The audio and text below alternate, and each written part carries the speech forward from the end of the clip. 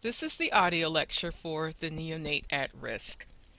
Neonatology is a field of medicine that has greatly expanded in a relatively short period of time.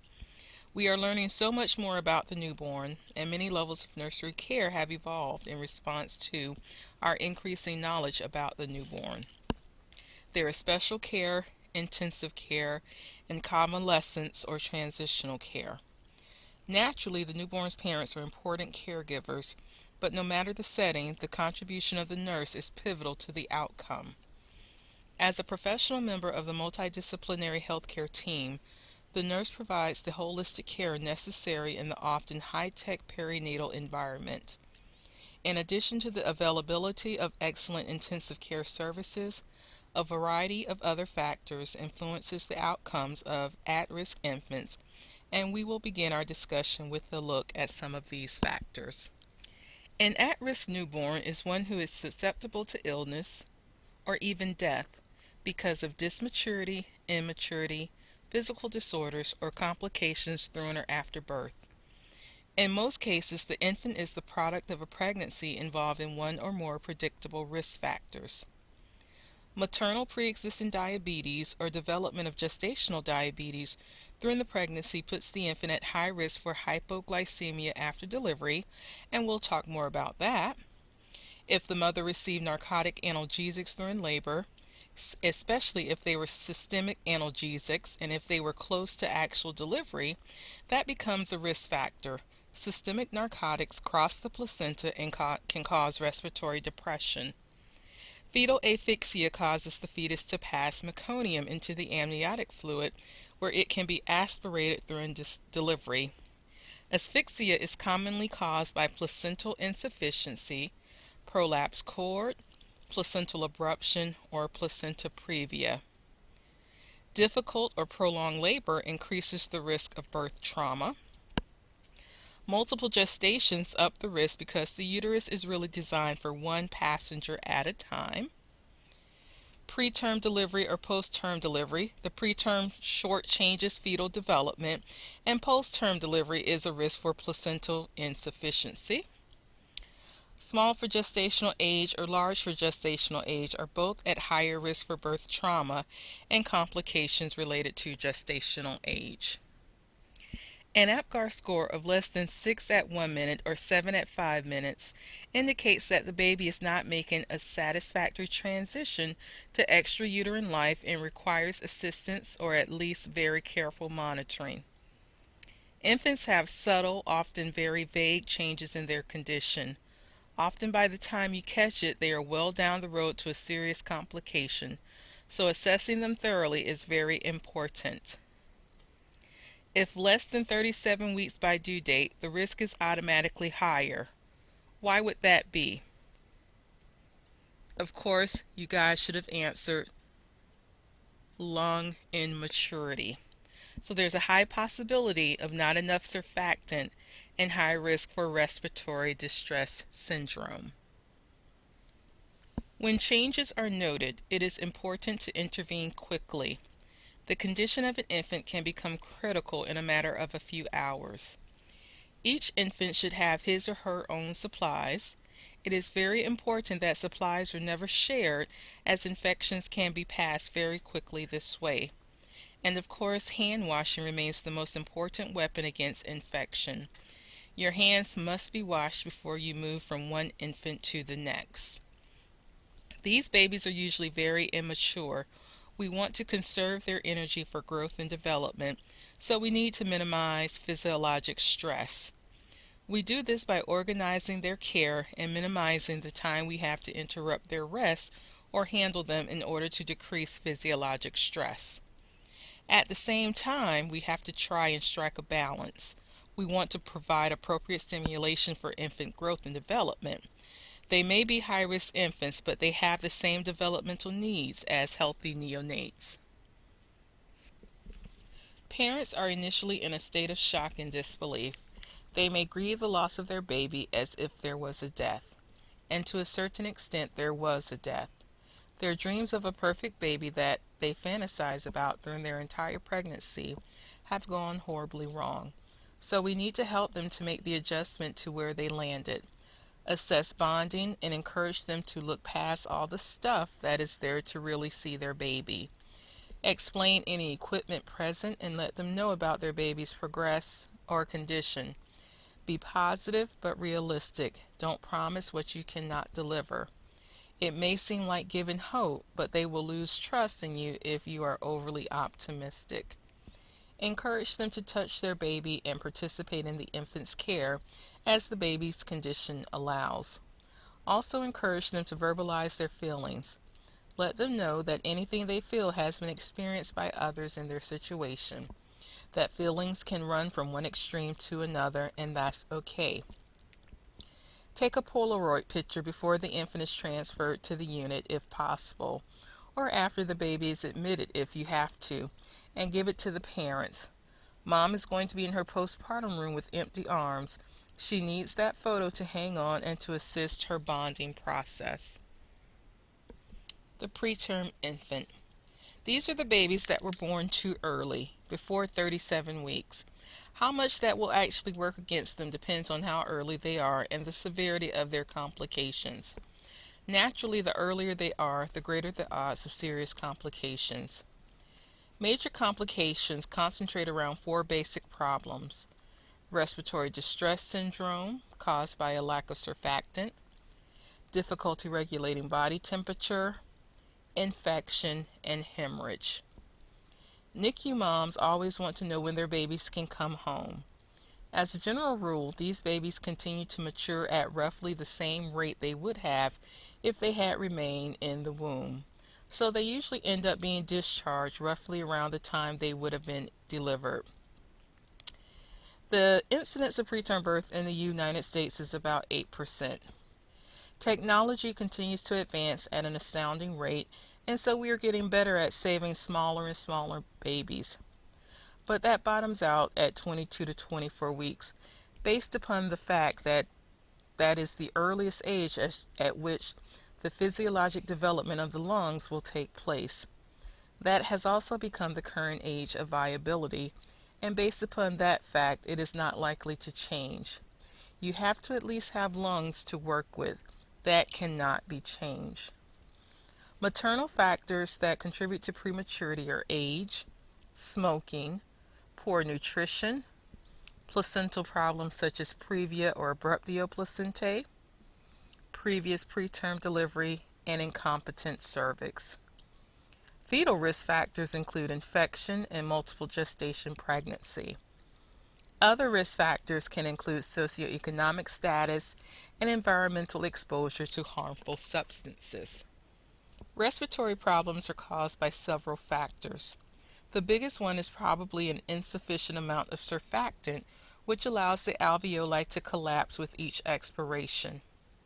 In addition, there are too few alveoli, and the ones that are present are not mature.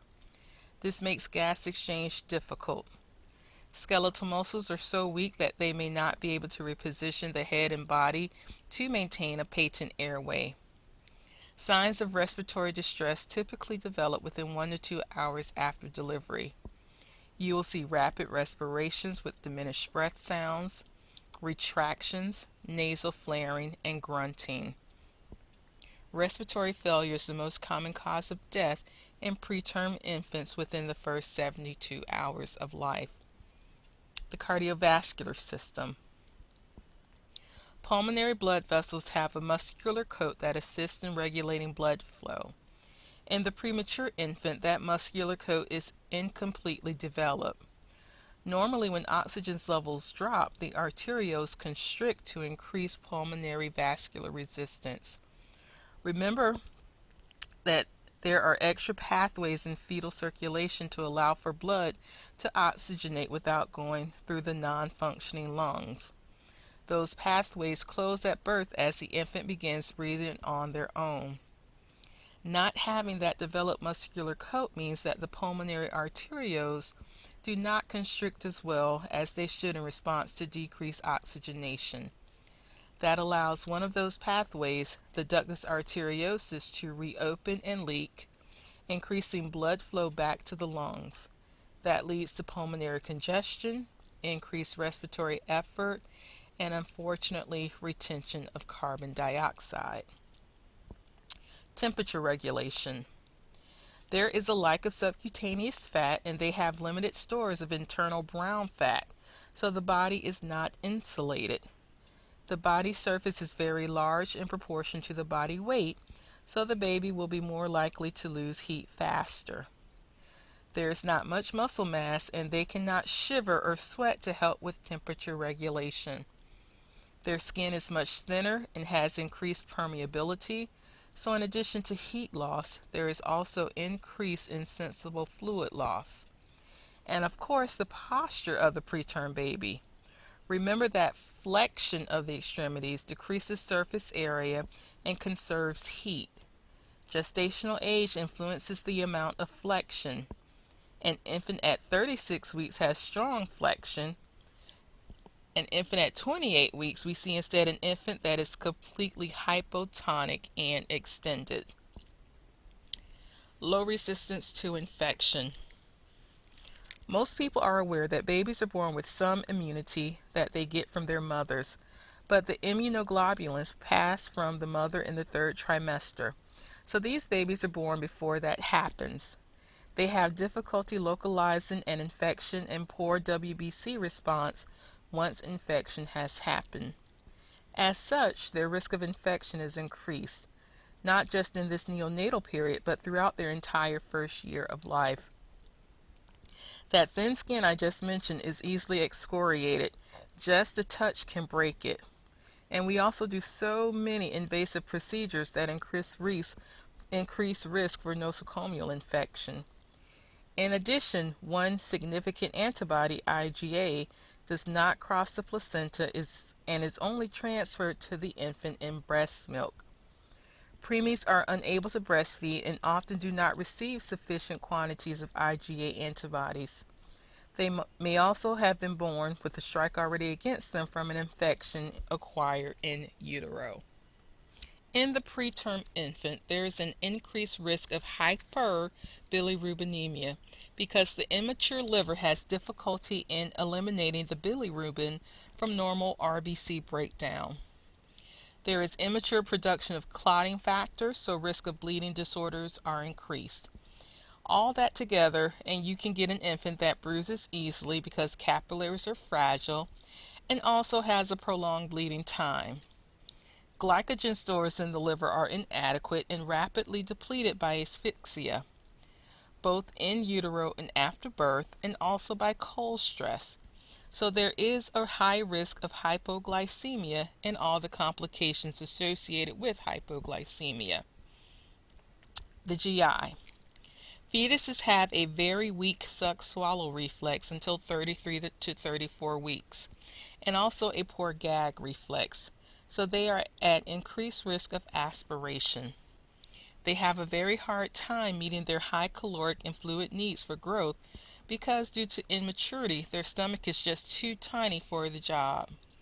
They are at risk for necrotizing enterocolitis as well, and we'll talk more about that later. The renal system.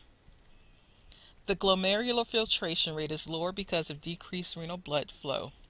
GFR is directly related to gestational age, so the more preterm the newborn, the lower the GFR.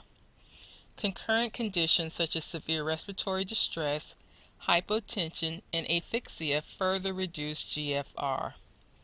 They cannot concentrate urine, so if we give them too little fluid, they will become dehydrated because of their inability to retain adequate fluid.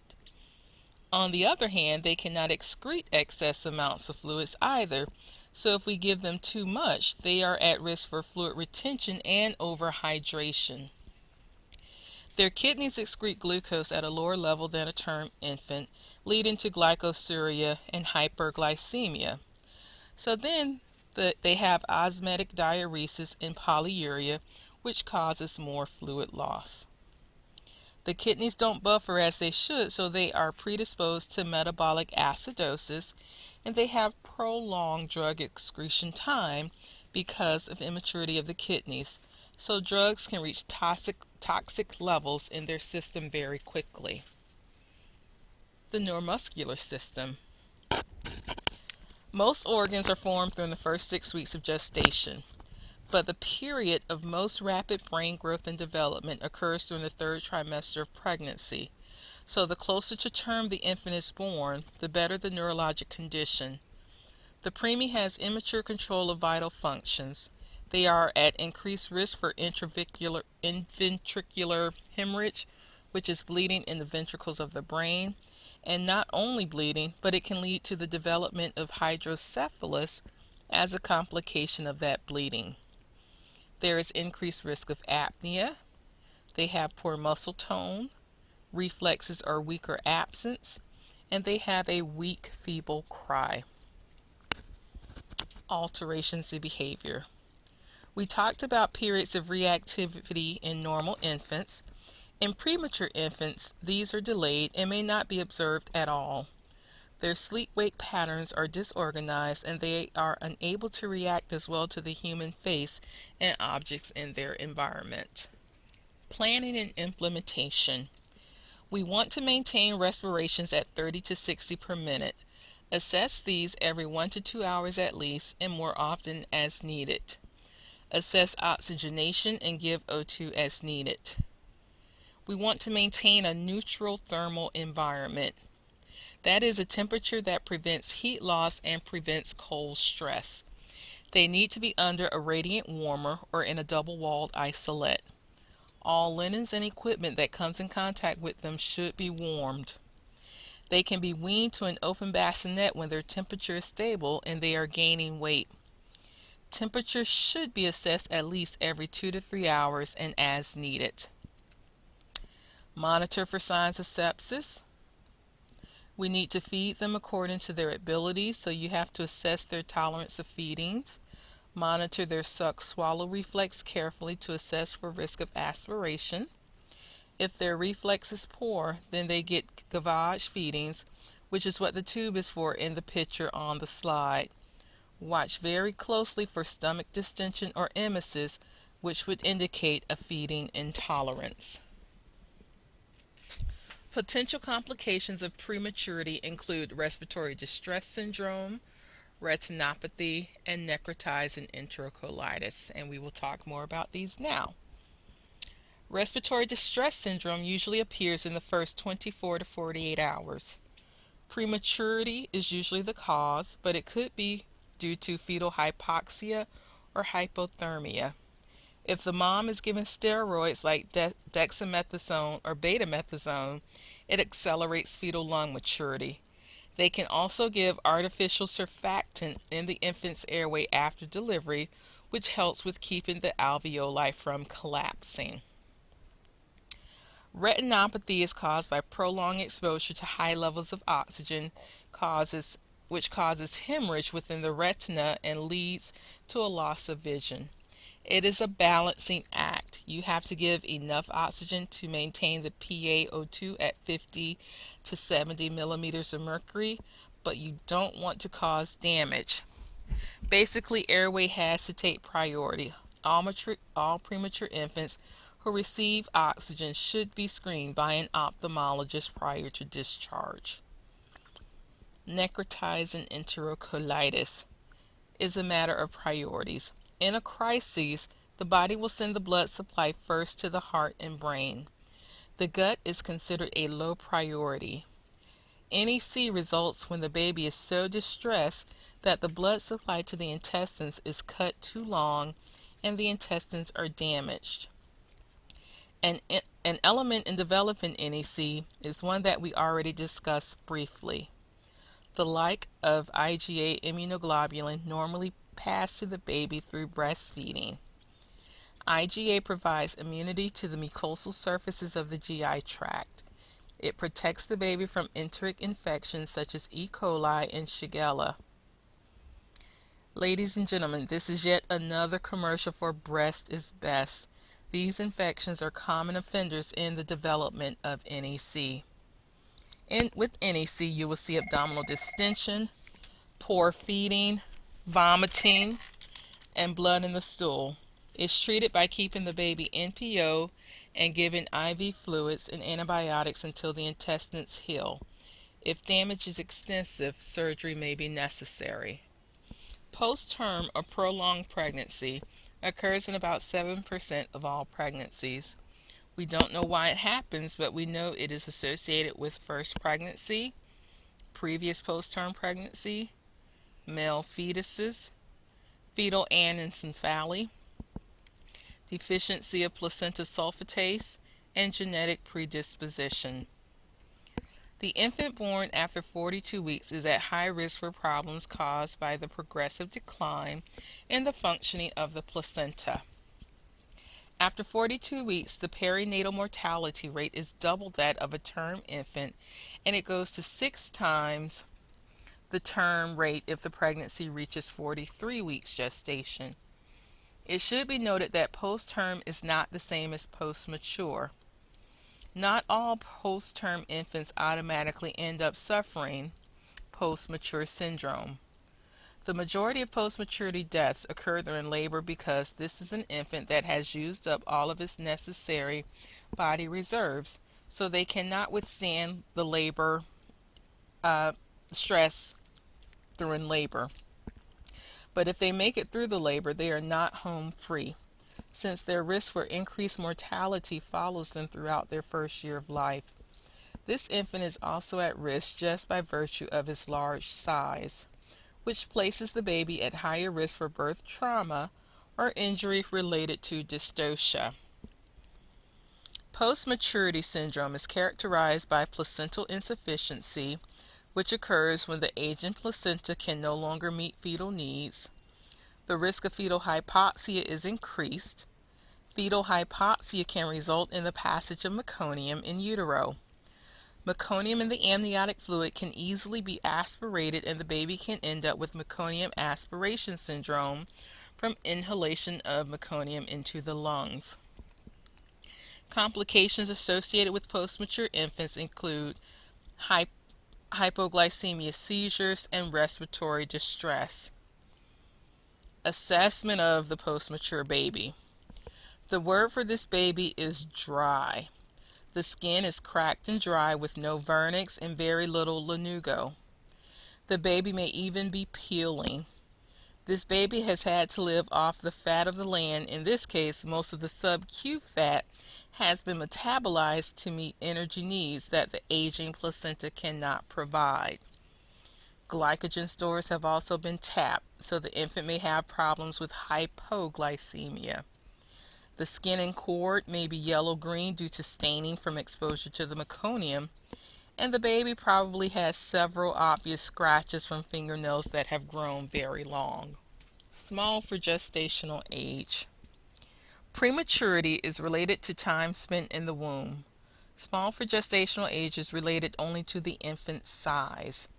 That means that a baby that is small for gestational age can be born preterm, be born at term, or even born post-term and still be small for gestational age.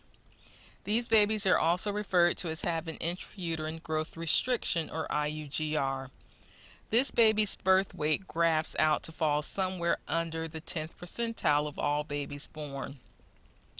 Some possible reasons this might happen are listed on the slide. This little one has loose, dry skin because there is little fat or muscle mass. Scalp hair is normally thin. They have problems with chronic hypoxia in utero.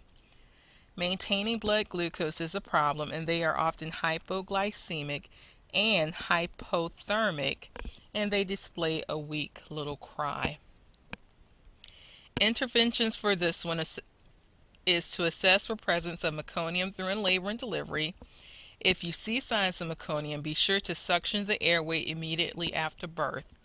Assess temperature and provide a neutral environment because thermal regulation is an ongoing problem. Assess for hypoglycemia and weigh the baby daily to assess for changes in weight. Large for gestational age. Birth weight is again the issue, but this time the baby charts out above the 90th percentile for all infants.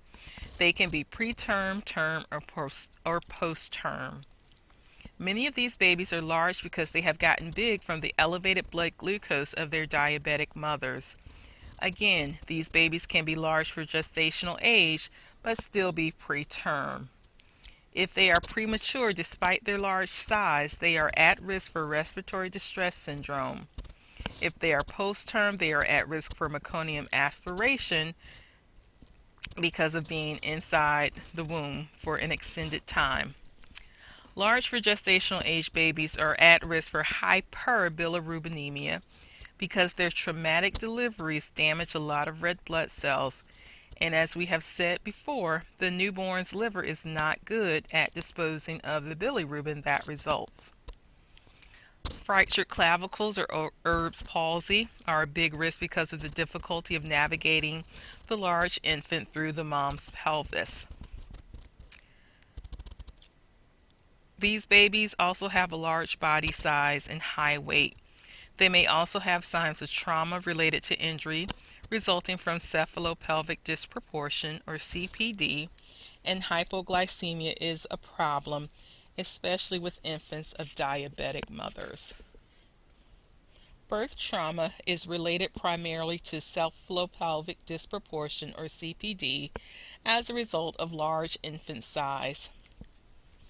Facial paralysis. This is temporary paralysis to one side of the face caused by pressure on the facial nerve during delivery. You will notice very quickly that the face on the affected side does not move normally when the baby cries. The eye will remain open and the forehead does not wrinkle. This resolves without intervention within hours or days of delivery. It is rare for the paralysis to be permanent. The important thing to remember with these babies is to assess and support the infant's ability to feed orally. Erb Duchenne paralysis, also called Erb's palsy. This usually occurs when the head is stretched or pulled away from the shoulder during delivery. It is the most common type of paralysis associated with a difficult delivery. This condition is immediately obvious. The baby will have a limp arm with elbow extended and hand rotated inward. The Moro reflex will be absent on that side, but the grasp will be intact. This is treated with intermittent immobilization by using a splint, brace, or by simply pinning the sleeve of the baby's shirt to the mattress. The arm should be repositioned every 2 to 3 hours, and range of motion on the arm is delayed until the 10th day of life in order to prevent further damage. Fractured clavicle. The clavicle is the bone most frequently fractured during delivery. Usually CPD is a factor. Clues that there is a fracture include limited range of motion, crepitus over the affected bone, and the absence of Moro reflex on the affected side. One of the most important nursing concerns is pain. This condition is very uncomfortable for the baby. This condition usually resolves on its own, but in order for it to do so, it is important to instruct the parents on how to handle the affected arm so that they handle it very gently. Torch infections. Earlier we talked about how the torch infections can affect the mom while they're pregnant. So now we're going to talk about the effects of the torch infections on the neonate. So the first one we're going to talk about is toxoplasmosis. This is a protozoan infection contracted by eating contaminated raw or undercooked meat or by contact with infected cat litter. It can be transmitted to the fetus during pregnancy. If contracted through the first trimester, a spontaneous abortion often results. If the pregnancy continues after infection, severe neonatal disorders including convulsions, coma, microcephaly, and hydrocephalus can result. The best intervention is good prevention. Maternal fetal transmission can be prevented by using good hand washing, not eating raw meat, and avoiding exposure to cat litter. Other infections, usually hepatitis B. The most prevalent disease in the others category is hepatitis B. It can be transmitted across the placenta or by contact with blood and body fluids. It is associated with increased risk of preterm labor. Symptoms can range all the way from no symptoms to having acute hepatitis, which has a very high mortality rate. If the mother tests positive for hepatitis B, the baby must receive a first dose of hepatitis immune globulin within 12 hours of birth, with follow-up doses at 1 and 6 months of life.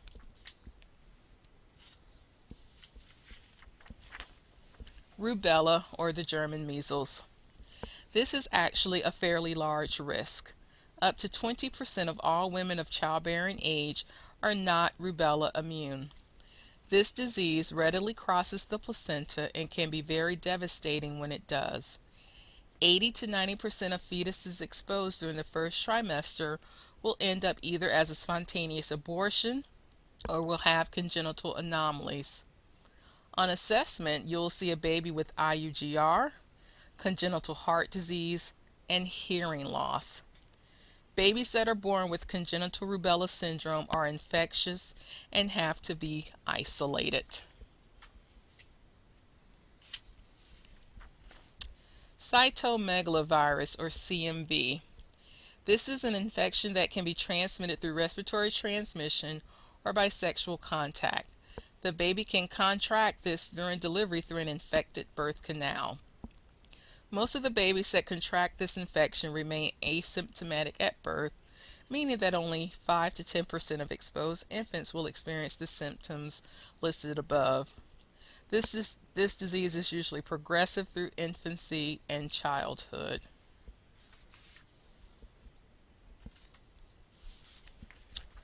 Herpes, or HSV. This is, of course, infection with herpes simplex virus type 1 or 2. It's pretty easily diagnosed because in most cases the mother will have painful vesicles on the genitalia. The symptoms in the infant are listed above: fever or hypothermia, seizure, jaundice, poor feeding, and 50% will develop vesicular skin lesion. This virus is transmitted during birth, so if the mother has active lesions at the time of delivery, a cesarean birth is indicated. HIV and AIDS. During childbearing, transmission of HIV can occur across the placenta, through breastfeeding, or via contaminated blood. The biggest weapon in our arsenal is prenatal treatment. When mothers receive antiretroviral drugs and then baby is treated after delivery, the transmission rate declines dramatically. Treatment drops the risk to the baby all the way from 20 to 30% down to only about 8%. The treatment for the baby is continued for 6 weeks after delivery. Antibodies are an indirect measure of disease. It is a measure of the body's response to exposure. It takes up to 15 months for the infant to form antibodies against HIV. We cannot accurately test for antibodies in the baby's blood until 18 months of age. However, there is a direct test, the PCA test, that can tell us if the infant is infected because it looks for actual virus in the blood of the baby. The baby should be tested within the first 48 hours of life, at 1 to 2 months of age, and again at 3 to 6 months of age. Infants who test positive within the first 48 hours of life have the most rapid progression of the disease. For infants infected at birth, the average survival time between testing positive for HIV infection and death is about 9 months. The overall mortality rate is 70 to 80% by 2 years of age. However, as with the adult cases, there are 10 to 20% of those children who show no active signs of the disease 8 to 10 years later, and the age at which symptoms appear predicts how long they will survive. If the child has a late onset of symptoms and is treated with medication, they can survive well into adolescence.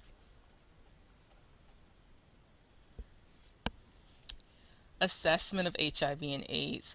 Most infected infants show no symptoms at birth, but symptoms typically appear by age 1. Symptoms include failure to thrive. These babies don't grow or gain weight at a normal rate. They have recurring infections such as upper respiratory infections and persistent thrush. They experience developmental delays. Chronic diarrhea is often a problem. They may also display an enlarged liver or spleen.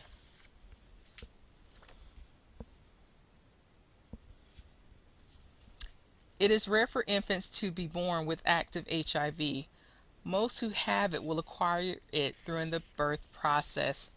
However, all infants born to mothers who are positive for HIV must be assumed to be HIV positive.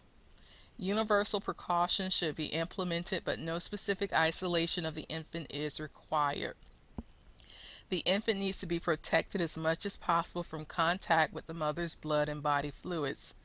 Their skin needs to be washed with soap and water and then cleansed with alcohol before you give the vitamin K shot or do any heel sticks.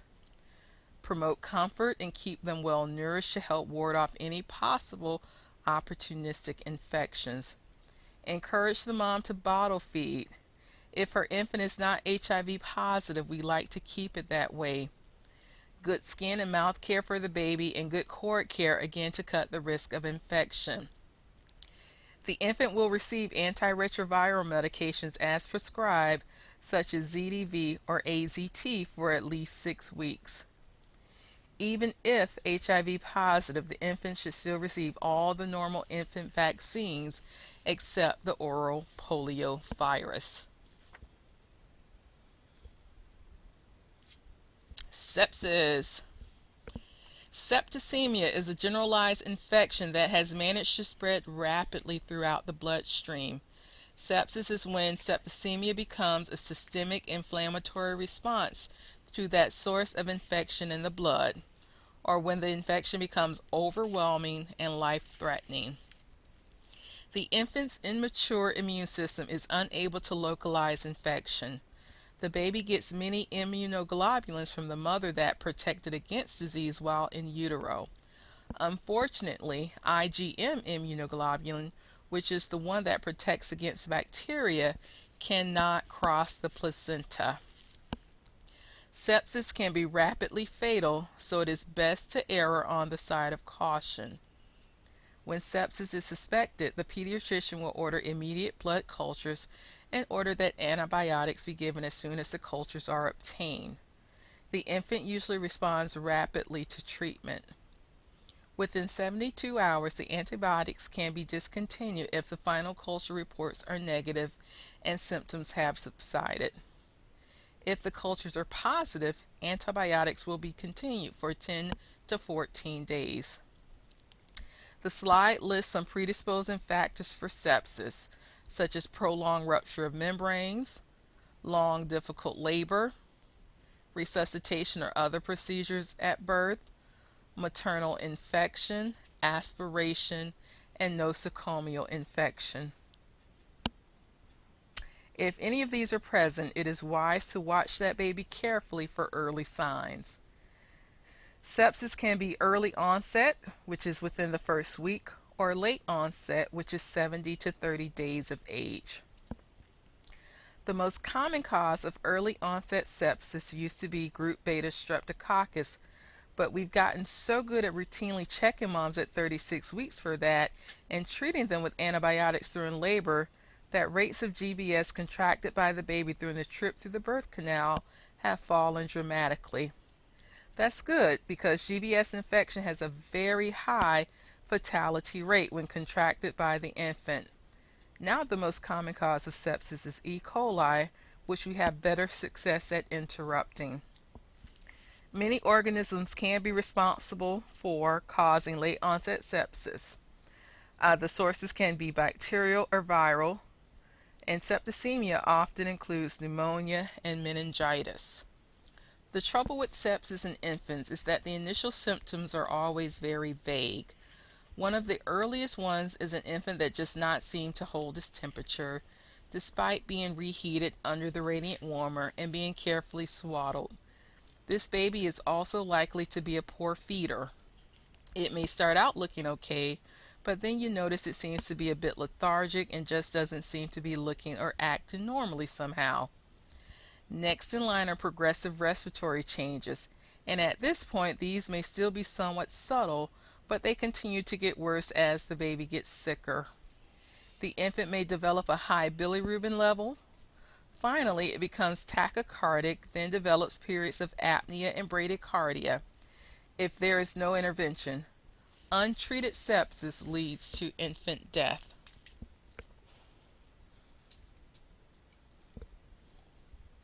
It is important nursing interventions to obtain any ordered cultures, usually blood cultures, but sometimes also urine and cerebrospinal fluid prior to starting antibiotic therapy.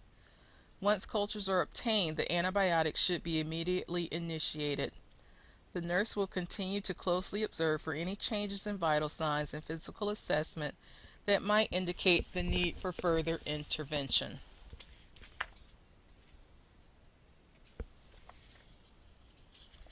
Cold stress. Neonates produce body heat by non-shivering thermoneogenesis. That means they burn a special body fat called brown fat to produce body heat. Their subcutaneous fat and flex posture that they instinctively assume acts to insulate and conserve the body heat they produce. Still, they are at high risk for hypothermia because they have such a large surface area to body mass ratio and because they lose a lot of body heat from their heads. So all infants are at risk, but especially preterm and small for gestational age infants because they have less body mass and less brown fat. Interventions include maintaining a neutral thermal environment, reduce or eliminate the heat loss caused by drafts and contact with cold objects, postpone their initial bath until their temperature has stabilized, and make sure to dry them quickly both immediately after birth and after their bath. Place them under a radiant warmer on their mother's abdomen immediately after delivery. Assess their body temp and keep them at an axillary temp between 97.6 and 99.2, and each book may differ on these temperatures and your sites where you do clinicals at. Every hospital has their own little different guidelines for temperature. If their axillary temp measures below 97.6, intervene right away. Put a hat on the baby's head, wrap them in warm blankets, and assess their oxygenation and blood glucose status. Rewarm them slowly to prevent hypotension and apnea. Again, know that chronic hypothermia can be an early sign of sepsis. Hyperbilirubinemia. Bilirubin is formed by the breakdown of hemoglobin from red blood cells. There are two types of bilirubin, direct and indirect. Direct or conjugated bilirubin is water-soluble, so it is easy for the body to eliminate. Indirect or unconjugated bilirubin is fat-soluble. Indirect bilirubin can more easily cross the blood-brain barrier and is harder for the body to eliminate. Before birth, the placenta eliminates the unconjugated bilirubin. After the baby is born, the bilirubin is converted in the liver from unconjugated to conjugated. It is then excreted through the bile ducts into the intestines. If peristalsis slows, then it can be reabsorbed back from the intestine. That is one reason why we are so concerned with early and frequent feedings. Kernicterus is a potential complication of having high bilirubin levels in the blood. The bilirubin gets deposited in the basal ganglia of the brain and causes permanent impaired neurologic function. The factors that increase risk for kernicterus are bilirubin level, gestational age, overall condition and poor fluid caloric balance. These things can place even an infant with a relatively low bilirubin balance at higher risk. Physiologic jaundice. One of the first things most of you have noticed or asked about when seeing newborns is why are they so red? Well, newborns have a much higher concentration of circulating red blood cells than the rest of us. They need more RBCs in utero to carry oxygen because they were under an indirect oxygenation system. Once they are born and breathing on their own, they don't need so many RBCs anymore, so their body begins to break them down. A newborn has roughly 2 times as much bilirubin as an adult as a result. Unfortunately, their livers are not very mature and are not able to efficiently conjugate the bilirubin as we do, and that can lead to problems with jaundice, which is that yellow color to the skin brought about by the presence of too much bilirubin in the blood. Factors that increase the risk for jaundice: if the baby has a large amount of bruising from delivery or a cephalohematoma that is resolving, if they have infection, if they are dehydrated, or if they become septic. Most babies have a slight amount of jaundice as a normal process for the reasons we just covered. Some will have it a bit more than others, such as preterm infants. Jaundice normally begins to appear after the first 24 hours of life, and that is normal jaundice, which is called physiologic jaundice. However, there is also pathologic jaundice. Pathologic jaundice results in a level of bilirubin in the blood that, if it is left untreated, can result in kernicterus. Pathologic jaundice is usually related to some form of hemolytic disease in the baby, either Rh or ABO incompatibility. Rh incompatibility. If the mother is Rh negative and the fetus is Rh positive, the fetus's Rh positive red blood cells can enter the mother's bloodstream through breaks in the maternal fetal circulation, usually late in the pregnancy or after the placenta separates at delivery. Those fetal cells will cause the mother to develop antibodies against Rh positive blood.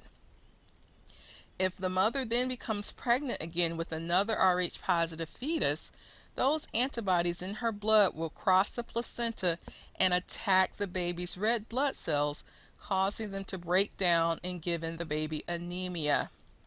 That is why we give RhoGAM to Rh negative mothers, to prevent the formation of antibodies. But if she has already formed antibodies in a previous pregnancy, then RhoGAM cannot help. The most severe hemolytic reaction in the fetus to the mother's antibodies is erythroblastosis fetalis. It causes severe anemia, cardiac decompensation, edema, ascites, hypoxia, and can even result in death. ABO incompatibility happens when the mother is blood type O and is carrying a fetus that is type A, B, or AB.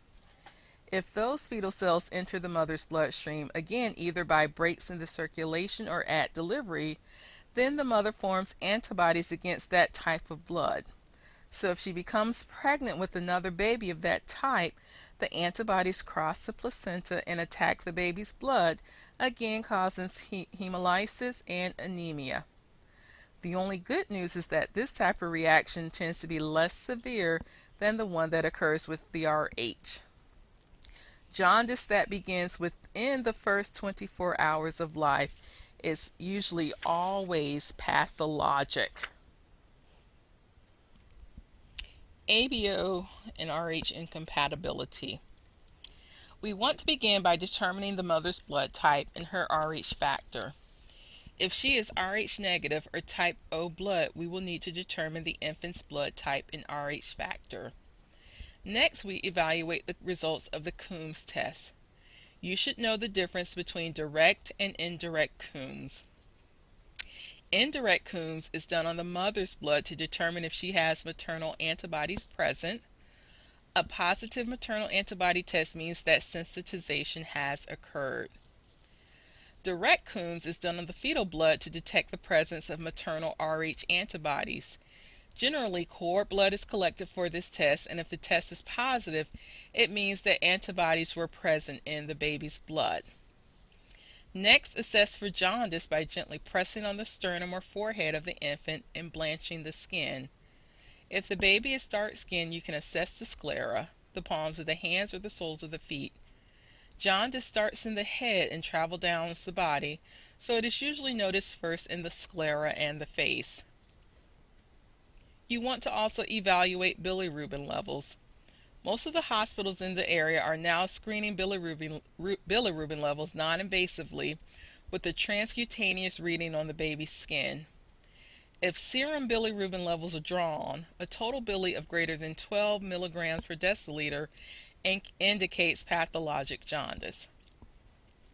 Clinical signs you may observe would be change in skin color, concentrated dark urine, and an enlarged liver and spleen.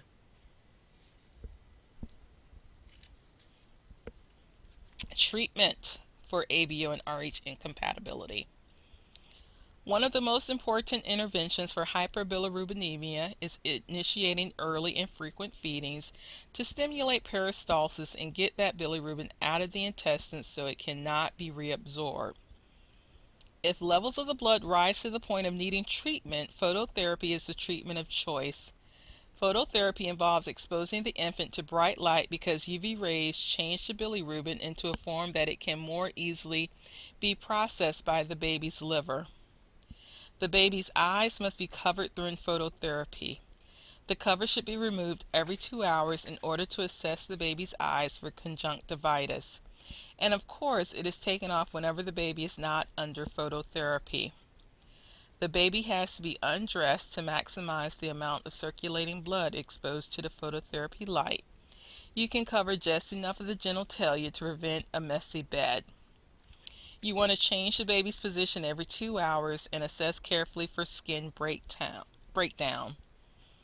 Assess for loose green stools that indicate bilirubin is being excreted through the intestines. You will also want to increase fluid intake to prevent dehydration. And of course, monitor serum bilirubin levels, which indicate response to treatment. Hypoglycemia. Glucose levels in the baby are assessed with a heel stick. If they are less than 30 to 35 milligrams per deciliter, the baby is considered hypoglycemic.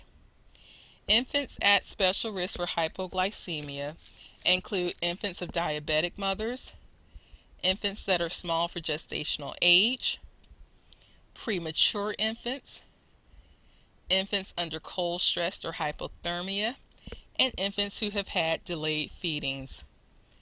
If not treated, hypoglycemia can ultimately lead to coma and death, so it is very important to interrupt this process as early as possible.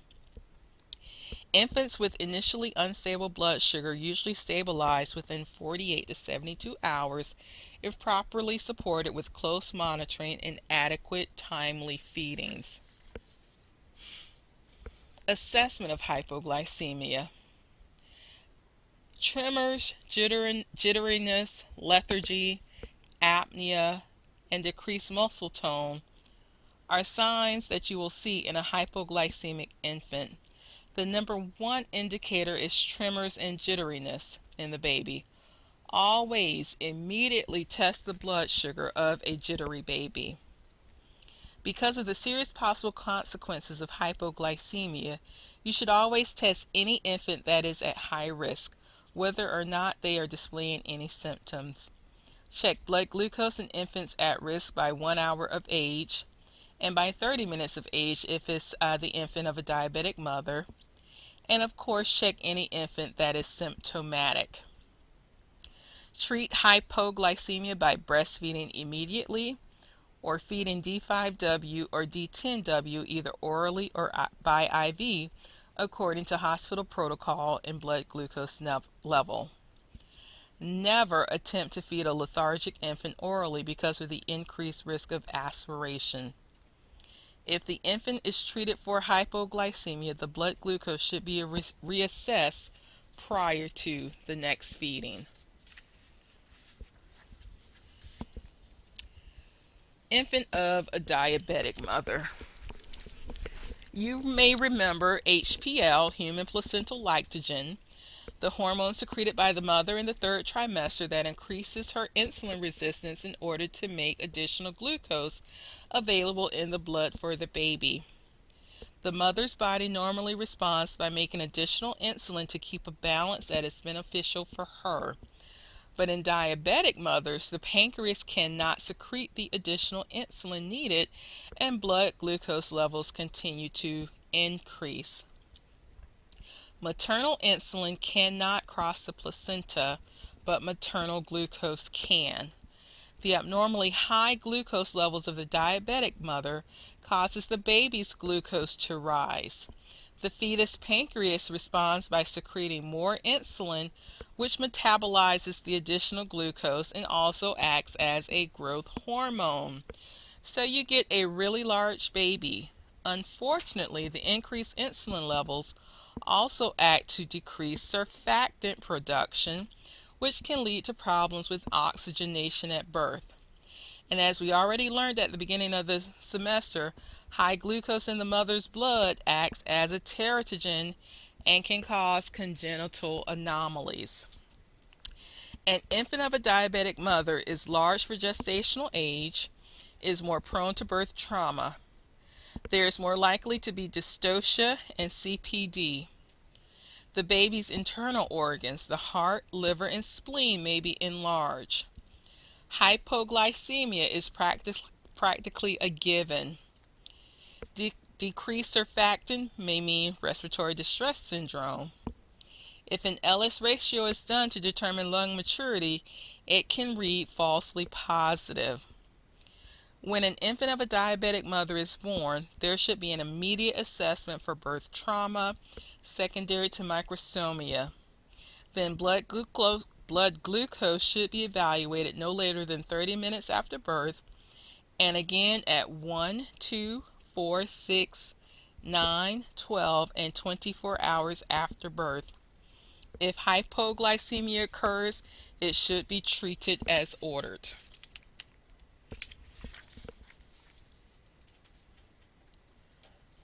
Fetal alcohol syndrome.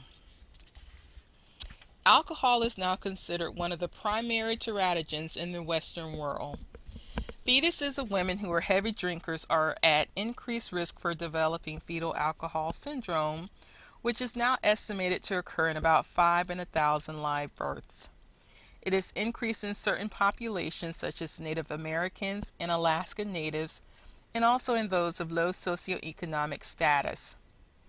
When a pregnant mother consumes alcohol, it freely crosses the placenta in the same concentration as in her blood with minutes after she starts drinking, where it begins to interfere with protein synthesis in the baby. During the first trimester, it is most likely to alter the embryonic development. Throughout pregnancy, it may interfere with cell division and growth, and in the third trimester, which is the time of most rapid brain growth, alcohol likely alters SNS development and contributes to growth retardation. Alcohol results in increased risk of congenital anomalies, mental deficiencies, and intrauterine growth retardation. When you assess this infant, you will find that it is small for gestational age. It is also likely to be irritable and hyperactive with a high-pitched cry. It will have distinctive facial features such as a long, thin upper lip and a shortened nose with a flat bridge. There is also a lower degree of alcohol impact on the fetus referred to as fetal alcohol effects or alcohol-related birth defects, where the infant has cognitive difficulties and behavioral effects, but just does not have the characteristic facial signs. Many fetal alcohol syndrome infants feed poorly and have persistent vomiting until 6 to 7 months of age. They have difficulty adjusting to solid foods. They can be severely mentally retarded, and the more abnormal the facial features, the lower the IQ will be. They have impulsivity, cognitive impairment, speech and language abnormalities, and learning disabilities that indicate CNS involvement. Interventions for these infants. Reducing environmental stimuli is very important. Swaddle the baby to increase a feeling of security. Administer sedatives as offered to decrease side effects of withdrawal, and maintain nutrition and hydration, and show little spontaneous interest in feeding. and they show little spontaneous interest in feeding. The long-term prognosis for fetal alcohol syndrome newborn is less than favorable. Frustration with infant behavior can cause parents to punish the baby or unconsciously stay away from the infant. Either way, the family may become unstable, and the result can be infant failure to thrive. Referring the family to social services and visiting nurse or public health nurse associations is essential for the well-being of the infant. Neonatal abstinence syndrome. Neonatal abstinence syndrome happens when the client is actively using drugs during her pregnancy. The baby repeatedly absorbs the drugs from the maternal bloodstream, as almost all narcotics cross the placenta and enter fetal circulation. This causes fetal drug dependency. Drugs of choice for abuse by pregnant women include tobacco, cocaine, PCP, methamphetamines, inhalants, marijuana, heroin, antidepressants, and methadone. And the use of oxycodone is rapidly rising. Maternal drug use increases the risk of spontaneous abortion, preterm labor, or possibly stillbirth. Risks to the fetus include intrauterine asphyxia, intrauterine infection, alterations in birth weight, and low APGAR scores. Common complications seen are respiratory distress, jaundice, and of course withdrawal. The infant will undergo withdrawal once the cord is cut along with this drug supply. The degree of withdrawal will depend on the type and duration of addiction and maternal drug levels at delivery. Assessment of the infant with NAS. You will see a hyperactive, jittery baby. It will display an absence of a normal step and head lag reflex. It may have congenital anomalies and growth restriction. There are behavioral abnormalities as well. It will have a high-pitched, very shrill, persistent cry, and nothing seems to work well to soothe this baby. Normal infants do not sweat efficiently, but you will note that this baby is sweating. It may yawn and sneeze frequently, and often they have a stuffy nose. They are also more likely to have respiratory illnesses. Feeding difficulties seen. They spit up more and have diarrhea. They also seem to have an increased need for non-nutritive sucking, and they have a higher incidence of GI illnesses. And developmental delays are very common in these infants. Interventions for this baby. Normally, infants are placed on their back to decrease the risk of SIDS, but it is important to put this baby in a sideline position to facilitate drainage of mucus. You should also suction PRN to maintain a patent airway. As with the fetal alcohol baby, reducing stimulation is vital. A calm environment and swaddling for comfort is used, with their hands near their mouth. You also want to monitor for hypothermia. Monitor intake and output, also daily weights. Provide small, frequent feedings, especially if vomiting, regurgitation, and diarrhea are present. You must obtain meconium and or urine for drug screening as ordered, and we do this as early in the baby's life as we possibly can. You're going to administer meds as ordered. Paregoric, which is a liquid form of morphine, may be ordered. Thorazine and Valium are used to decrease hyperirritability. Valium predisposes to high bilirubin levels, so it is contraindicated in babies with jaundice. Methadone is often given to mothers to help them withdraw from heroin, but it causes a severe withdrawal in infants born addicted to it. The infant may need to be treated for methadone withdrawal in order to prevent seizures. Paregoric and phenobarbital may be used.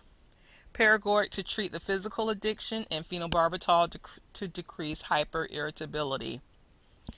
A pacifier for non-nutritive sucking is soothing and helpful in cases of NAS. You want to counsel the parents regarding available resources such as support groups and signs and symptoms that indicate the need for further care. There needs to be ongoing care because there's a great potential for long-term problems, including follow-up on missed appointments to bring parents back into the healthcare system. Ideally, the parents will be able to cope with their frustrations and begin to use outside resources as needed, and we will end up with a positive infant outcome. This concludes the audio lecture for the neonate at risk. Thank you.